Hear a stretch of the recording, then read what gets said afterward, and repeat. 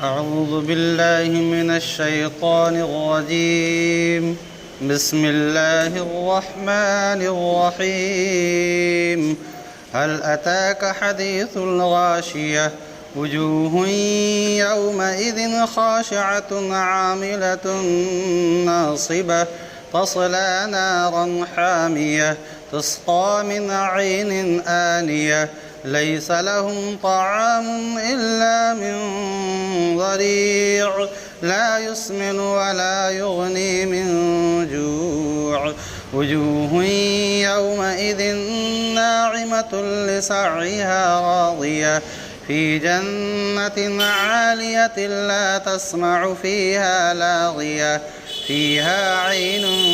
جارية فيها سرر مرفوعة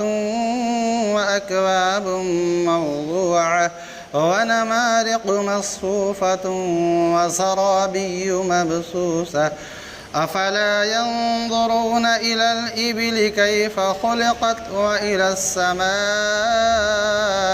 كيف رفعت وإلى الجبال كيف نصبت وإلى الأرض كيف سطحت فذكر إنما أنت مذكر لست عليهم بمسيطر إلا من تولى وكفر فيعذبه الله العذاب الأكبر إن إلينا إيابهم ثم إن علينا حسابهم. یہ سورت جو آپ کے سامنے تلاوت کی گئی یہ سورہ غاشیہ ہے جو مدینہ ہجرت کرنے سے پہلے آپ صلی اللہ علیہ وسلم پر نازل ہوئی، اس لیے اس کو مکی کہا جاتا ہے. اور ایک لفظ اس میں غاشیہ کا لفظ آیا ہے، اس لیے اس سورت کا نام سورہ غاشیہ پڑ گیا ہے. جیسے میں نے بتایا سورہ بقرہ جو پہلی سورہ فاتحہ کے بعد پہلی سورت ہے، گائے کا اس میں تذکرہ آیا ہے، اس لیے پوری سورت کا نام ہی سورہ بقرہ پڑ گیا. غاشیہ کے معنی آتے ہیں قیامت کا دن، اور اصل غشا یغشی کے معنی آتے ہیں چھا جانا، ڈھانپ لینا. غشاؤن کے معنی آتے ہیں پردہ. پردہ بھی جو ہے انسان کے چہرے کو، انسان کے بدن کو یا پردے کے پیچھے کی جو چیز ہوتی ہے اس کو چھپا لیتا ہے، اس لیے غشاؤن کے معنی پردہ آتے ہیں. قیامت کا دن جو ہوگا اتنا ہولناک، اتنا خطرناک ہوگا کہ اپنے ہولناکی کی وجہ سے،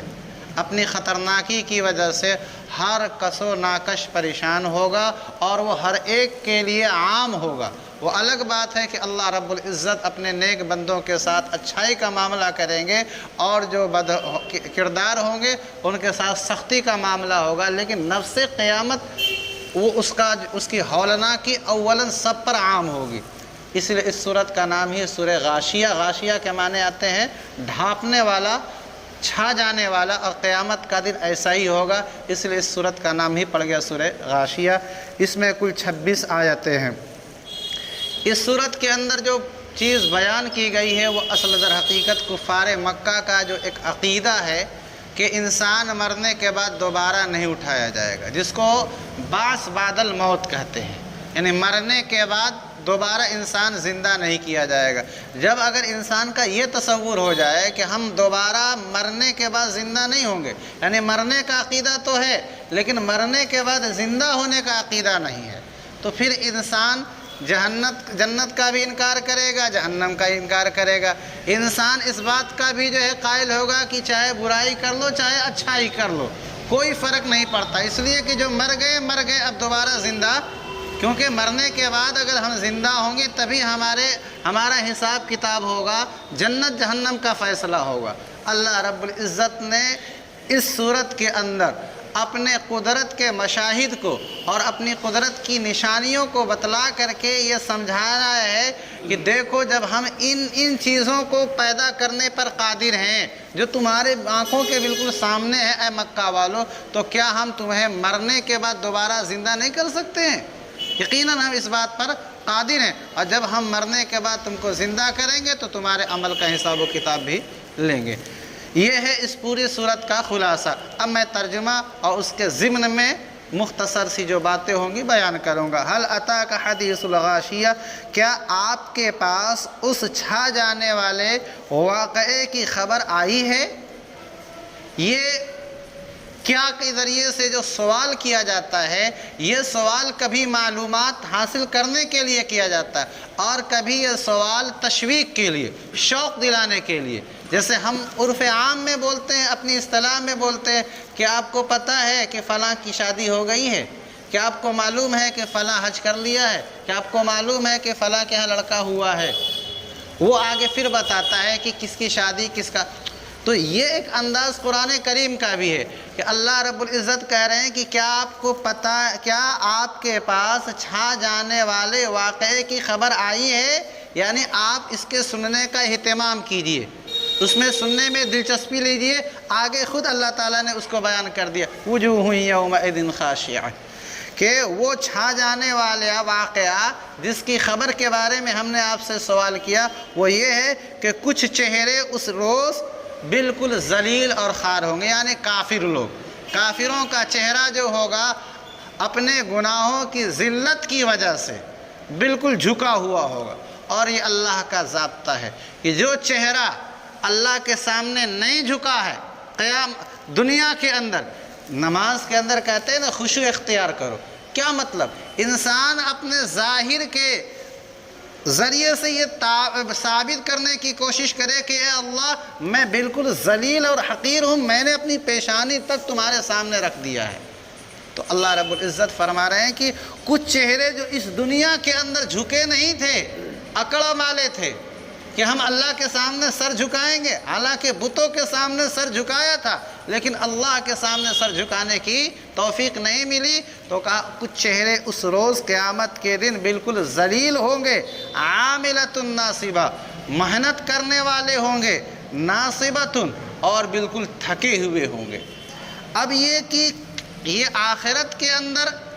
محنت کرنے والے اور تھکے ہوئے کا کیا مطلب ہے؟ محنت کی جگہ تو دنیا ہے اور یہاں انسان تھکتا ہے، اس لیے بعض لوگوں نے یہ کہا، جیسا کہ حضرت حسن بصری رحمۃ اللہ علیہ فرماتے ہیں کہ حضرت عمر فاروق رضی اللہ تعالیٰ عنہ جب ملک شام گئے، ملک شام فتح ہو گیا تو گئے، ایک پادری یہودیوں کا عالم آپ کے پاس آیا جو انتہائی خشک بدن، بالکل اس کا بدن سوکھا ہوا تھا، کپڑے بالکل پھٹے ہوئے تھے، چہرہ بالکل بھدا تھا، اور آپ نے اس کو دیکھ کر کے رونا شروع کر دیا حضرت عمر رضی اللہ تعالیٰ عنہ نے۔ تو لوگوں نے کہا کہ آپ کیوں رو رہے ہیں؟ فرمایا کہ اس نے جس مقصد کے لیے عبادت کی، اللہ کو راضی کرنے کے لیے، اس مقصد میں یہ ناکام رہا کہ دنیا میں اس نے اپنے آپ کو تھکایا، محنت کیا، لیکن یہ اللہ کے نبی کو نہیں مانتا ہے۔ تو جب اللہ کے نبی کو نہیں مانتا ہے تو رضائے الہی مقصود ہے، وہ حاصل کہاں ہوا؟ اللہ کو تم راضی کرو گے، محمد پر ایمان لائے بغیر تو اللہ راضی نہیں ہو سکتا ہے جو ہے۔ تو ایسے ہی اس دنیا کے اندر جو لوگ بتوں کی پوجا کرتے ہیں، آپ دیکھیں گے کہ وہ بھی کہتے ہیں ہم پرمیشور کی عبادت کرتے ہیں، اللہ کی عبادت کر رہے ہیں، لیکن کس درجے کی آپ عبادت کر رہے ہیں؟ اس کے ساتھ آپ غیروں کو بھی شریک کر رہے ہیں، اور وہ اتنی محنت کرتے ہیں، اتنی محنت کرتے ہیں، تھکا دیتے ہیں اپنے آپ کو۔ اللہ تعالیٰ نے کہا کہ دیکھو یہ ذلیل لوگ ہوں گے، اپنے آپ کو دنیا میں تھکا کر کے انہوں نے محنت کر کے تھکا دیا ہوگا، لیکن یہ غیر شرعی طریقے پر، ہمارے بتلائے ہوئے طریقے کے خلاف انہوں نے محنت کری، اس لیے آج ان کی محنت، ان کی عبادت کا کوئی ثمرہ ظاہر نہیں ہوگا۔ ایک معنی تو یہ، اور مولانا اشرف علی تھانوی رحمۃ اللہ علیہ نے عاملۃ ناصبہ کہا ہے کہ اس کا مطلب قیامت کے دن ہی تھکنا ہے، کیونکہ قرآن کریم کی بعض آیات کے اندر آیا ہے کہ کافروں کو اللہ رب العزت طوق اور بیڑیاں ڈالیں گے اور ان کو جہنم کے پہاڑوں پر چڑھنے کے لیے کہا جائے گا، ان کو جہنم کے اندر مشقت بھرا کام دیا جائے گا اور وہ اس کے ذریعے سے تھک جائیں گے، اور اس محنت کو مشقت کو برداشت کریں گے تو دونوں مطلب ہو سکتا ہے، یا تو دنیا کے اندر محنت اور مشقت کر کے اپنے آپ کو تھکایا، یا اللہ کی طرف سے جو ان کو سزا ملے گی اس سزا کو اٹھا کر کے یہ لوگ تھک چکے ہوں گے۔ تصلی نارا حامیہ، یہ چہرے سے مراد چہرے والے ہیں، یہ چہرے اس دن اس آگ کے اندر، جو آگ بالکل گرم ہوگی، داخل ہوں گے۔ آگ تو گرم ہی ہوتی ہے، لیکن اللہ رب العزت نے کہا وہ آگ گرم ہوگی، یعنی اس کی گرمی کبھی ختم نہیں ہوگی۔ دنیا کی آگ جو ہوتی ہے وقت کے ساتھ ساتھ سرد بھی ہو جاتی ہے، لیکن جہنم کی آگ سرد نہیں ہوگی۔ تسقى من عین آنیہ، جب یہ پانی مانگیں گے تو کھولتے ہوئے چشمے سے ان کو پانی پلایا جائے گا، جو ان کی اتڑیوں تک کو کاٹ کر کے پیخانے کے راستے سے ان کی اتڑیاں نکل جائیں گی، لیکن پانی ان کو ٹھنڈا نہیں دیا جائے گا، گرم کھولتے ہوئے چشمے سے پانی دیا جائے گا۔ لیس لہم طعام، جب وہ کھانے کے لیے مانگیں گے تو ان کو کھانا نہیں دیا جائے گا مگر جو ہے زریع کا۔ زریع جو ہے ایک خضرا گھاس جو زمین پر خود سے اگتی ہے اور اتنی بدبودار، اتنی جو ہے کڑوی اور اتنی زیادہ زہریلی ہوتی ہے کہ جنگل کے جانور بھی اس کو منہ نہیں لگاتے ہیں۔ فرمایا کہ جب یہ کھانا مانگیں گے تو ان کو وہی زری ہی دیا جائے گا اور دوسرا کھانا نہیں دیا جائے گا۔ حالانکہ قرآن کے اندر ہے کہ ان جہنمیوں کو کھانے کے لیے زقوم بھی دیا جائے گا۔ تھوڑ کا ایک درخت ہوتا ہے جس میں کانٹے ہوتے ہیں، اور ایسے ہی غسلین کہ کچلہو وغیرہ، خون وغیرہ ان کو دیا جائے گا کھانے کے لیے۔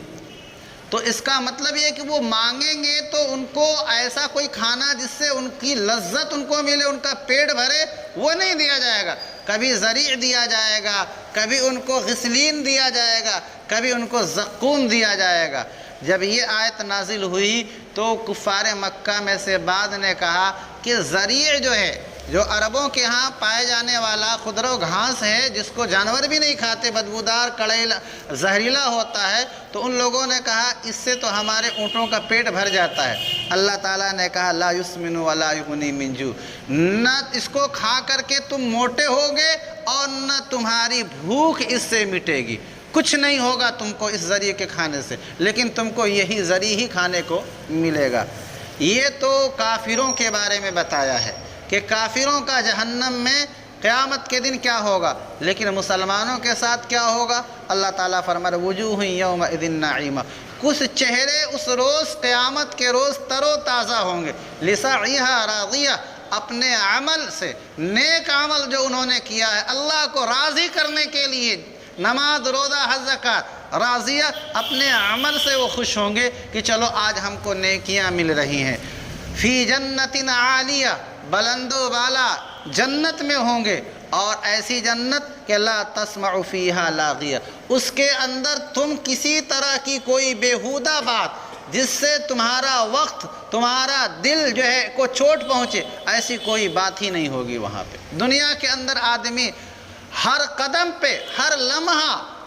اپنے سے، بیگانوں سے کوئی نہ کوئی ایسی باتیں سنتا ہے جس سے اس کے دل کو تکلیف ہوتی ہے، اور وہ کبھی کبھی انتقام لیتا ہے اور کبھی اپنا سمجھ کر کے، اور کبھی مجبوری کی وجہ سے کہ ہم اس سے انتقام نہیں لے سکتے، وہ کنارہ کشی اختیار کر لیتا ہے۔ چونکہ جنت جو ہے راحت و آرام کی جگہ ہے، اللہ تعالیٰ نے کہا اس جنت میں لا تسمع فیہا لاغیہ، کوئی بیکار بات جس سے تمہارے دل کو تکلیف پہنچے سنو گے ہی نہیں، وہ تو آرام کی جگہ ہوگی۔ فیہا عین جاریہ، اس جنت کے اندر بہتا ہوا چشمہ ہوگا۔ فیہا سرر مرفوعہ، اس جنت کے اندر اونچے اونچے لگے ہوئے بچھائے ہوئے تخت ہوں گے، وَأَكْوَابٌ مَوْضُوعَةٌ، اور اس جو ہے جنت کے اندر رکھے ہوئے پیالے ہوں گے کہ جب جو ہے جنتی کو پیاس لگے گی بغیر کسی مشقت کے اس کے سامنے پانی رکھا ہوا ہے، اٹھا کر کے وہ پی لے گا،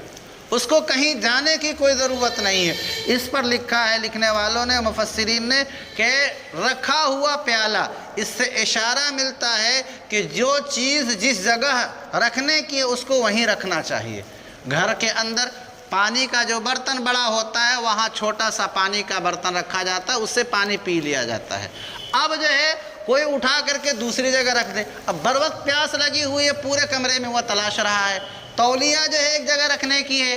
وہاں سے اٹھا کر کہیں اور رکھ دیا، کنگھا کہیں رکھنے کی جگہ ہے، وہاں سے اٹھا کر کسی نے اور رکھ دیا، تو اس سے پریشانی ہوگی۔ تو جو چیز جہاں رکھنے کی، جیسے یہ قرآن کے رکھنے کی جگہ یہ ہے، اب سب کو معلوم ہے کہ یہ قرآن یہاں رکھا رہتا ہے، یہ کتاب جو پڑھی جاتی ہے یہاں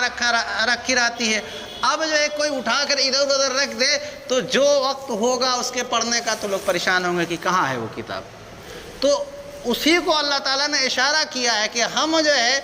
تم جنتیوں کے لیے جو پانی رکھیں گے تمہارے پاس ہی رکھ دیں گے کہ تم کو ادھر ادھر پریشان ہونے کی کوئی ضرورت ہی نہیں ہوگی۔ وَنَمَارِقُ مَصْفُوفَةٌ، اور تمہارے لائن سے گدے اور تکیے نرم جو ہوتے ہیں وہ لگائے ہوئے ہوں گے۔ وَزَرَابِيُّ مَبْثُوثَةٌ، اور بچھی ہوئی قالینیں ہوں گی کہ تم جہاں چاہو آرام کر لو، جس طرح سے چاہو آرام کر لو۔ یہ نہیں ہے کہ آگے تو فرش ہے، آگے قالین ہے، اس کے بعد پھر اس کے بعد قالین کے بعد پھر جو ہے ننگا فرش شروع ہو جا رہا ہے، ایسا نہیں ہوگا۔ کہا زرابی مبثوثہ، ہر طرف قالین بچھی ہوئی ہوگی، تم جدھر چاہو ادھر آرام کر لو، اور ہر طرف جنت کے اندر گدے نرم لگے ہوئے ہوں گے، جہاں چاہو وہاں سو جاؤ۔ چونکہ میں نے بتایا کہ یہ مشرکین مکہ باس بعد الموت کے قائل نہیں تھے، یعنی مرنے کے بعد دوبارہ اٹھائے جانے کے قائل نہیں تھے، چونکہ اہل عرب عموماً سفر کرتے تھے، اور سفر ان کا جو ہوتا تھا اونٹ کے ذریعے سے ہوتا تھا، تو اونٹ کی پیٹھ پہ سوار ہیں، اوپر آسمان، نیچے زمین، دائیں بائیں آگے پیچھے پہاڑوں کا سلسلہ ہے، تو اللہ تعالیٰ نے کہا کہ ہماری قدرت کی تو بہت ساری نشانیاں، کم سے کم موٹی موٹی جو تمہارے پاس یہ 4 چیزیں ہیں کہ جس اونٹ پر تم سوار ہو، دیکھو جانوروں میں سے کتنا جو ہے اللہ تعالیٰ نے اس کو لہیم شہیم بنایا۔ عربوں میں ہاتھی کا رواج نہیں تھا، یہ ہاتھی وغیرہ جو آئے دوسرے ملکوں سے آئے تھے، تو اس لیے اللہ نے کہا اونٹ کو دیکھ لو، کتنے ڈھیل ڈول بدن والا ہے، اور وہ سفر اس پر تم کرتے ہو، اور دن کے اندر عرب کی تپتی ہوئی زمین پہ سفر کرنا مشکل ہوتا ہے، اور اونٹ ایسا جانور ہے کہ پوری رات تم اس کے پیٹھ پہ چلتے رہو، کوئی فرق نہیں پڑے گا، اور تم کو چڑھنے کے لیے اللہ تعالیٰ نے اس کے پیر کے اندر 2 گھٹنے بنا رکھے ہیں۔ انسان کا یا اور جانوروں کا ایک ہی گھٹنا ہوتا ہے، اس کے 2 گھٹنے ہوتے ہیں، آرام سے اس کی پشت کے اوپر تم سوار ہو سکتے، اور اتنا نرم، اتنا جو ہے محبتی جانور ہے کہ ایک بچی چھوٹی سی اس کی نکیل پکڑ کر کے اس کو لے جانا چاہے تو لے جا سکتی ہے۔ تو گویا کہ اور اس کو امیر بھی رکھ سکتا ہے، غریب بھی رکھ سکتا ہے، اس کا کھانا بھی آسان ہے، وہ خود سے اللہ نے اس کو اتنا اونٹا، اس کی گردن اتنی اونچی کری ہے کہ وہ درخت کے پتے خود سے توڑ لیتا ہے، اور وہ 7 دن تک کا اللہ نے اس کے اندر پانی کی ٹنکی رکھ رکھا ہے کہ وہ 7 دن 8 دن کا پانی ریزرو کر کے لے کر کے چلتا ہے۔ تو اس کے اندر کیوں نہیں غور کرتے ہو کہ کس نے اس اونٹ کو پیدا کیا، جو جس کی پشت پر سوار ہو کر کے تم جو ہے میلوں میل کا سفر کرتے ہو، کوسوں کوس کا سفر کرتے ہو۔ ایسے ہی کیوں نہیں تم غور کرتے کہ وہ آسمان جو تمہارے سر پہ ہے، اور وہ زمین جو تمہارے نیچے ہے، اور یہ پہاڑ کا سلسلہ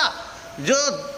دور دور تک پھیلا ہوگا، کس نے پیدا کیا؟ اگر ان کے اندر غور کر لیتے ان 4 چیزوں میں، تب بھی تم ہماری اس بات پر کہ مرنے کے بعد ہم تم کو زندہ کریں گے اس کا عقیدہ تم رکھ لیتے۔ افلا ینظرون، کیا یہ غور نہیں کرتے ہیں اونٹ کی طرف کہ کیسے اس کو پیدا کیا گیا، اور کیا یہ غور نہیں کرتے ہیں آسمان میں کہ کتنا بلند آسمان ہے، کیا یہ غور نہیں کرتے ہیں پہاڑوں میں کیف نصبت کہ اس کو کیسے اللہ تعالیٰ نے کھڑا کر رکھا ہے، اور کیا یہ زمین میں غور نہیں کرتے کہ کیسے زمین کو بچھا دیا گیا ہے۔ آگے اللہ تعالیٰ نے نبی علیہ السلام کو تسلی دی کہ آپ گھبرائیے مت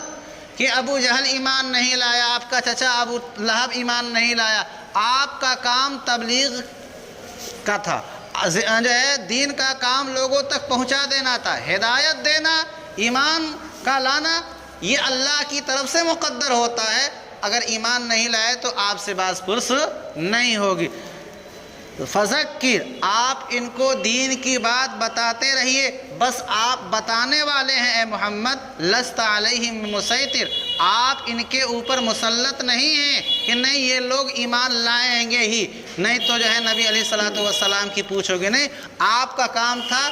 دین کی بات بتلا دینا، ماننا نہ ماننا اس کا کام ہے۔ الا من تولا، ہاں جو آدمی ایمان سے روگردانی کرے گا اور کفر کرے گا تو ایسا نہیں کہ اللہ اس کو چھوڑ دیں گے، فَيُعَذِّبُهُ اللَّهُ، اللہ تبارک و تعالیٰ اسے سخت سے سخت سزا دیں گے، بے شک ہمارے ہی طرف لوٹ کر کے آنا ہے اور ہم ہی اس کا حساب و کتاب لیں گے۔ اللہ رب العزت اس صورت کو جس کو ہم لوگوں نے سنا ہے اور اس کا ترجمہ سنا، اس کا مطلب سنا، اس پر عمل کرنے کی توفیق مرحمت فرمائے۔ یہ سورہ وہ سورہ ہے جو جمعہ کے دن خاص طور پر جمعہ کی نماز میں پڑھی جاتی ہے۔